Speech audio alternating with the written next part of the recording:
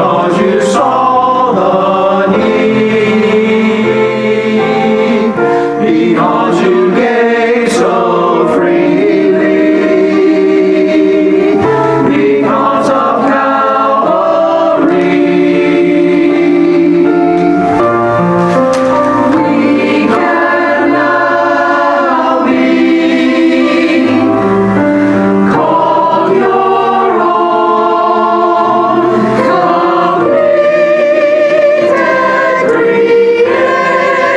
creations, filled with you alone.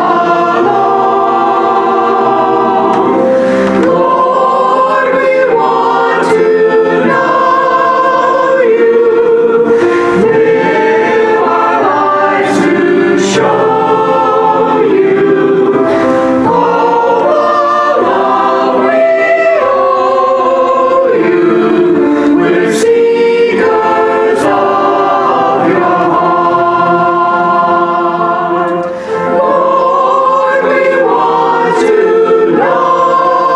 you, live our lives to show you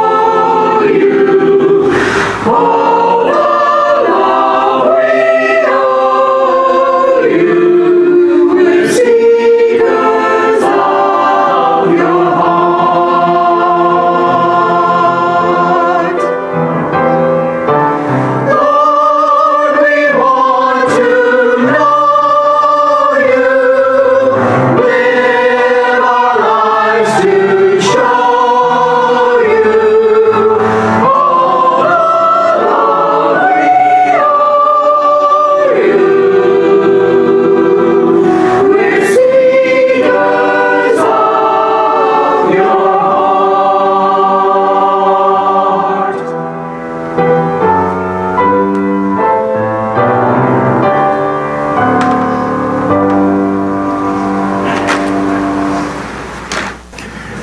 Our scripture reading today is from Judges chapter 7, verses 9 through 22. If you care to read along in your pew Bibles, it's pages 224 and 225. And it came to pass the same night that the Lord said unto him, Arise, get thee down into the host, for I have delivered it into thine hand. But if thou fear to go down, go thou with Phurah, thy servant, down to the host. And thou shalt hear what they say, and afterwards shall thine hands be strengthened to go down unto the host. Then went he down with the Phurah his servant unto the outside of the armed men that were in the host. And the Midianites and the Amalekites and all the children of the east lay along the valley like grasshoppers for multitude. And their camels were without number, as the sand by the seaside for multitude. And when Gideon was come, behold, there was a man that told a dream unto his fellow, and said, Behold, I dreamed a dream, and lo, a cake of barley bread tumbled into the host of Midian, and came unto a tent, and smote it that it fell, and overturned it, that the tent lay along. And his fellow answered and said, This is nothing else save the sword of Gideon and the son of Joash, a man of Israel, for into his hand hath God delivered Midian and all the host. And it was so, when Gideon heard the telling of the dream and the interpretation thereof, that he worshipped, and he returned to the host of Israel and said, Arise, for the Lord hath delivered into your hand the host of Midian. And he divided the 300 men into 3 companies, and he put a trumpet in every man's hand, with empty pitchers, and the lamps within the pitchers. And he said unto them, Look on me, and do likewise. And behold, when I come to the outside of the camp, it shall be that, as I do, so shall ye do. When I blow with the trumpet, I and all are with me, then blow ye the trumpets also on every side of all the camp, and say, The sword of the Lord and of Gideon. So Gideon and the 100 men that were with him came unto the outside of the camp in the beginning of the middle watch. And they had newly set the watch, and they blew the trumpets, and brake the pitchers, and were in their hands. And the 3 companies blew the trumpets, and brake the pitchers, and held the lamps in their left hands, and the trumpets in their right hands to blow withal. And they cried, The sword of the Lord and of Gideon. And they stood every man in his place round about the camp, and all the host ran and cried and fled. And the 300 blew the trumpets, and the Lord set every man's sword against his fellow, even throughout the host, all the host.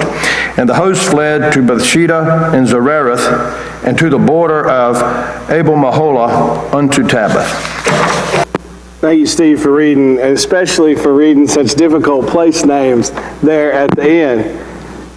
Our story this morning, we are going to be continuing a series of sermons that I'm entitling Against All Odds. When we look at the stories of our heroes of faith, our ancestors of faith, when they were pushed up against a wall, when it looked like they could not succeed, and God somehow provided for them. And the reason we're looking at these stories is because often in our lives, we find ourselves in that same position, where what we are struggling with seems too big for us to handle. And I want us to be encouraged and to see the ways that God helped His people before and recognize that God still does that now. Last week we talked about David and Goliath, the story of how a boy and a rock took down a giant. And in that whole story we see that never at any point is David afraid. Not once. And as we look at the things that we're struggling with, often that's not our experience. Often we are afraid. We are doubtful. We are uncertain. We are not like David. We're more like another man, Gideon. Gideon knew what all of these emotions felt like. And God provided encouragement for him and a small band of soldiers as they faced down an entire army and won by standing still. Now, you may have noticed a word in our bulletin that you've never seen before. It's in the sermon title. It says, Encourage Grams. And I know personally that you have taken part in Encourage Grams, even if you didn't know to call them that. Encourage Grams is a word shared with me at another church I worked at. It's a word for the notes and the prayers and the cards that they give to the members of their church when they go on a mission trip to sustain them and to encourage them. I can say that I know with certainty that you have experienced these and been a part of Encourage Grams because I've read yours and saved yours. I just got back on a mission trip from Africa with members from our church, and every day we read together the notes that you sent with us, the prayers that you sent with us, and we shared them with one another. A mission trip can be very difficult for the people that participate. It can take a lot out of you spiritually and physically. It pushes you beyond your comfort zone, and sometimes something as small as a note is all it takes for you to go and act boldly as God is calling. Now, I'll never forget my first international mission trip. I was traveling to Guatemala with a small team from my church to this little town in the middle of a rainforest. And what we were called by God to do in that place was to build latrines. And the reason was the sanitation was so poor there. The children were being born with stunted growth. So I spent all this time preparing.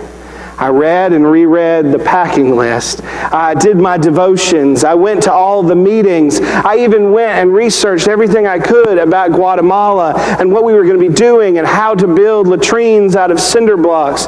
And in all my preparations, what I was not prepared for was food poisoning. I found that before we even got to the work site, I was in the fetal position on the ground in my hotel room, in pain and in fear, looking at God and saying, why? Why am I even here if this is what's going to happen to me? I ate in that village all week after that point, but I got sick eating at a fast food restaurant on the way before we even got off the airplane. And in the midst of being stuck there, laying in pain, I somehow thought to look at some of those notes, some of those encouragegrams.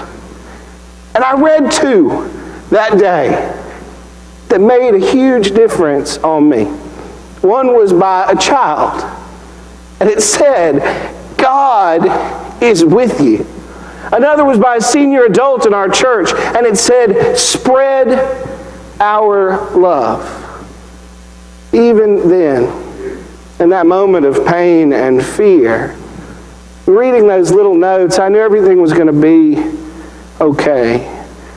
And after 24 hours of medicine and water and rest, I went out not only feeling better, but filled with a sense of joy and of purpose in what I was supposed to do that I had not felt the night before. That entire trip for me my memory of it could be about me being sick. But it's not. It's about where I saw God. It's about how I got to share the love of the people that sent me. Reminders provided on little encouraging notes. Now, I'm a firm believer that it is not just us that makes these encouragegrams so powerful. It's God. It's God's hand all over those things. God knows when we're hurting. God knows when we're afraid and when we are overwhelmed. And it's in those moments that God often provides encouragement that we don't expect. The story of Gideon that was read for us this morning provides us with one of the most dramatic examples in all of Scripture of God's encouragegrams. Our story happens long before there was a king in Israel, before King David and King Saul. The tribes that made up God's people were led by folks called judges. They are people that God spoke to personally and told what to do to lead God's people. And God gave many of these people powerful supernatural gifts. People like Deborah, God gave the spirit of wisdom. People like Samson, God made him superhumanly strong. Samson is the incredible Hulk of ancient Israel. And people like Ehud, a man of great courage and great sacrifice. Gideon had none of these special gifts. He was not wise or courageous or super strong. Gideon was more like us. And it's to this man that God turns and says, the people that are fighting you, the people that you are struggling with, I'm going to give them into your hand. Now, God's people were being tormented by a group called the Midianites. And here's what the Midianites were. The Midianites were a group of desert nomads. They were 120 soldiers strong. The Bible tells us that they had enough camels that it looked like the sand on the seashore. They didn't have a place to call their own. We have a hard time knowing much about Midianite history and archaeology because they didn't live in one specific place. They traveled around, and if they needed something, they took it from whoever happened to be there. And this included God's people. God's people are in constant fear because the Midianites keep coming and destroying their homes, destroying their crops, and stealing whatever crops are there. All of God's people in this land of milk and honey, in this promised land, are hiding out in caves for fear of the Midianites. And it's this army that God is telling Gideon that he will be able to face down. Gideon spent most of his life hiding. I told you he's like us. In some ways, that's a good thing. Gideon would take food and hide it away so that his family and the families around him would have something to eat, despite the Midianites stealing everything. I know many of you care deeply for those around us who seek out ways to feed those people who cannot feed themselves. But Gideon is also like us in ways that we don't want to admit. Gideon is doubtful. He's fearful. He second guesses himself, and he consistently tries to test God to make sure that God is really calling him to this mission. One of the most famous examples of how Gideon tests God is, it goes like this. This was Gideon's plan. He's like, God, I know you're calling me, but just do this for me. Show me a sign, and then I'll listen. I'm going to leave this fleece outside. overnight. And when I come back in the morning, if this fleece jacket is wet and the ground is dry, then I'll know that this is real and you're calling me. So God does that. And does Gideon believe? Of course not. Gideon changes the plan. He flips it over and he goes, okay, God, one more try. This time I'm going to leave it outside, and if the fleece is dry, but the ground is wet, then I'll believe. God, of course, does that too. Now, it's not so far outside our own experience to see ourselves as Gideon. When we have turned to God and said, show me a sign. Show me a sign and I'll listen. When we've asked other people and when we've read different parts of the Bible again and again just to try to convince ourselves that maybe what God was telling us really wasn't what God was telling us. We do this far more often than we'd like to share. So when Gideon is properly convinced that God's not going to pick anybody else, he does what God says. God says amass an army to go after these Midianites. So he does. He calls together 33,000 soldiers to fight against this army. Now remember, the army of the Midianites has 120,000 soldiers. So when God looks at Gideon's 33,000, you would think that God would say, Gideon, good job, but you're going to need some more men. God says the opposite. He looks at that 33,000 and he goes, that's too many. That's too many. I don't need that many. Tell every one of them that's afraid to just go home. So Gideon does. He doesn't have to do a fleece experiment for this. He just finally accepts and does what God says. So he sends them home. And now he's left with an army of only 10,000 soldiers to fight against 120,000. And so God looks at that 10,000 soldiers and he says, still too many. Still far too many. Get rid of some. Here's how we're going to do it this time. Gideon, send them to all get a drink at the stream. And the ones that bend down and get water like a normal person in their hand and drink from their hands, tell those people to go home. The ones that get down on their hands and knees and all fours and put their heads at the water and drink like dogs, keep those guys. Those guys are interesting. I like them. Keep them. So Gideon does. And now his army of 10,000 has been whittled down to 300. 300 brave men that drink water like animals. That's the fighting force that God is okay with. You know that when Gideon went to bed that night, he has to be thinking, how is this even possible? How am I going to do this? Why me? How am I supposed to lead those people to overtake such a huge force? And after tossing and turning, when he finally does get to sleep, what happens? That same night, God wakes him up. God wakes him up and says, all right, Gideon, it's time. It's time. Get up, attack the Midianites. I'm going to give them into your hand. Let's go. Before Gideon can even respond to this, God gives him an out. He says, if you're still afraid, grab your servant, Purah. Take him with you and sneak down into the enemy camp. And I'm going to encourage you. The Bible doesn't say how long Gideon pondered his two options here. To just wake his men and go and fight, or to go down and receive this encouragement and admit to God that he was afraid. It just says that he takes that opportunity immediately.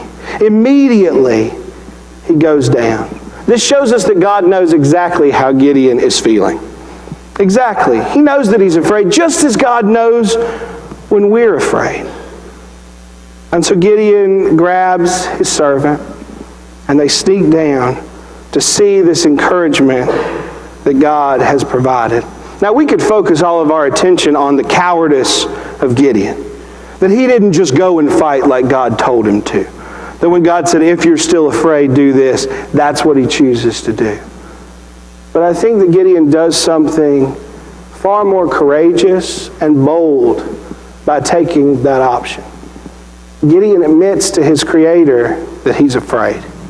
Gideon admits that his heart is filled with unrest about what's about to happen.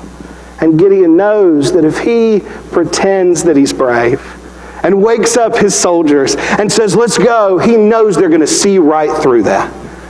He knows they're going to look at him and know that he doesn't really have the courage that he says he has. Gideon is being a good leader here because he doesn't want his fear to spill out, and he knows he needs the encouragement that God is giving him. In Deuteronomy 20, God is talking to Moses and gives him this advice. He says, when you fight an enemy that is bigger than your fighting force, which is what's happening in Judges, here's what you do. Have courage. Know that I'm with you. Know that I'm going to fight for you. Know that I'm going to give the enemy into your hand. And get the officers together to call together all the soldiers and tell them, if you're afraid, go home. Because we don't want your fear spilling out onto your comrades. That's exactly the way Gideon is. He doesn't want his fear to spill out. So he and Purah sneak down in the middle of the night. And we get to see the strangest encourage-gram in Scripture. And if this isn't the weirdest one, it is certainly in the top 10. As they listen to these two men, these two enemy soldiers, talking about this dream that one of them had. He's talking to his friend. He says, I just had this weird dream of a loaf of bread.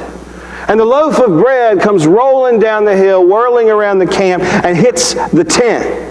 And the loaf of barley bread knocks the tent over, turns it completely upside down, knocks it out by all the tent posts, and the tent collapses.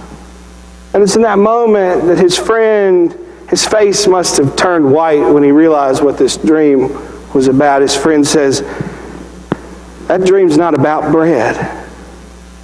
That dream is about what's going to happen to us. The bread is the sword of Gideon and his God. He's going to come down here and destroy us just like the bread in your dream destroyed that tent.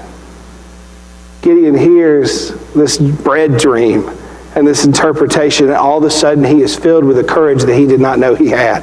And what's the first thing he does? He gets down and worships. In the Jewish translation, it says that he bows low. Gideon is showing us that when you see the encouragement from God, the response, the only response, the first response is to worship at that moment. When you find yourself, hypothetically speaking, curled up in the fetal position in a hotel in Guatemala, and you read a note from a little child telling you that God is with you, in that moment, you're supposed to worship and thank God. And that's what Gideon does. He goes and he wakes up his soldiers. Wakes them up in the same way that God woke him up. He says, get up. Get up. The time to attack is right now. God is going to give the Midianites into our hands. And the soldiers get up. They can see this newfound courage in their leader. And they get up. This is what they've been waiting for.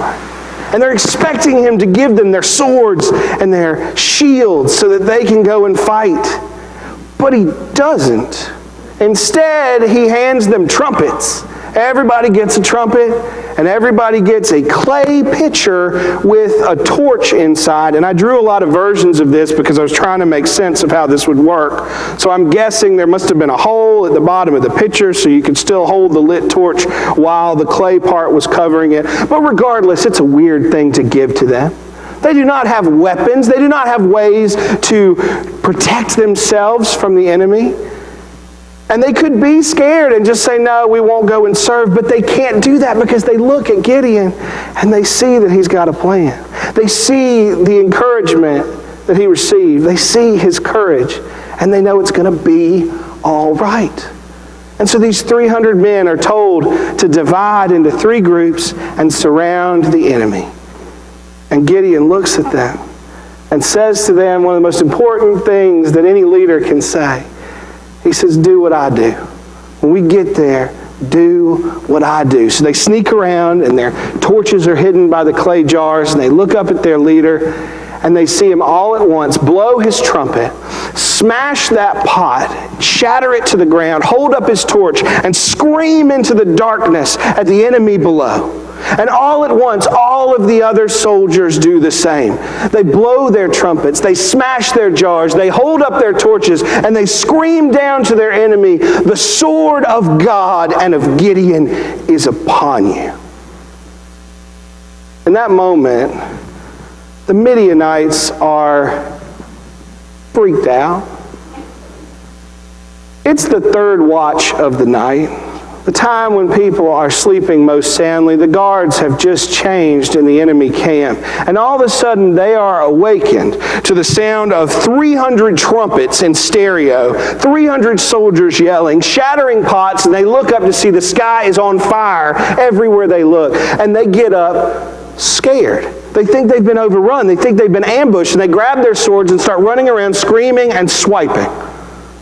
And Gideon and his soldiers stand there, holding their torches, blowing their trumpets, and they watch as 120,000 soldiers that have been stealing from them, that have been destroying their homes, destroy one another. Gideon and his army don't even have to move. All because one man was not afraid to admit that he was scared. All because that one man heard somebody else's bread dream and was encouraged. They've got no shield, they've got no sword, and they don't need it because God is fighting for them. Now, this story teaches us so many things today. It shows us that God is fully aware when we need encouragement. That God knows that we're afraid and is willing to provide us with the courage that we need.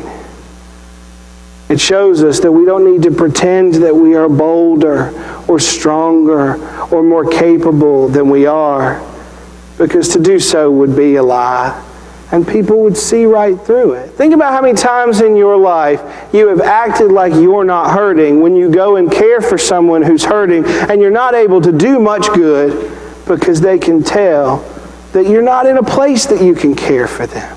Or how many times that you said you were not afraid, but you were so afraid that it was so obvious that you became more afraid.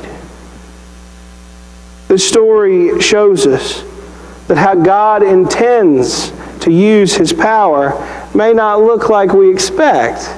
Gideon's army was fully expecting to fight with swords and shields, but like God said through David, God doesn't fight His battles with swords and spears. In this story, God fought with yelling, with trumpets, with shattering jars, and most importantly, with faith. It shows us that just as our fears can spill out to those around us, so too can the courage and the encouragement that God gives us. But the most important lesson that this story teaches us is about Christ Himself. Now, Jesus isn't going to be born for another few thousand years. But Jesus' most important command to us is on display that night. When Gideon takes his own trumpet, his own jar, his own torch, and marches into the field of battle and says to his men, "Do what I do." Jesus does this. He doesn't make us face our troubles or our perils or our struggles by ourselves. He goes before us and says the same thing that Gideon says to those men. Watch me. Watch me and do what I do. Jesus says, forgive like I forgive. He says, heal like I heal. He says, pray like I pray. Jesus doesn't pretend that He doesn't hurt. He cries when his friend Lazarus dies. Jesus doesn't pretend that He's not afraid when He prays in the garden like in our stained glass window. When He begs God, if there's any other way, please, please make that happen. Jesus looks at us and says, do what I do. Preach like I preach. Walk on water with me. And be willing to give up everything. Be willing to die for God, just as I am, just as I have for you. If we're going to be the kind of Christians that can look at others and say, do what I do, because I'm doing what Christ is doing. We need to be the kind of Christians who are willing to accept when we're afraid and willing to seek out the encouragement that God provides so that that love and encouragement can spill out on those around us. Amen. We all want to think we're strong. We all want to think we're bold, that we have courage, that we're not afraid. But God knows what lies in our hearts. He knows the struggles that we face in our lives as we seek to care for and lead others. God knows that that's not always the case. We need encouragement. We need support. We need courage. And just as God provides others the ability to give that encouragement to us, God gives us all we need to give that encouragement to others. A slip of paper matters. A card matters. A phone call matters. A visit matters. And a dream about bread can turn the tides of a war. As you leave this place this morning, may you do so, looking for the encouragement that God provides and seeking out ways to provide that encouragement to those around you. Amen.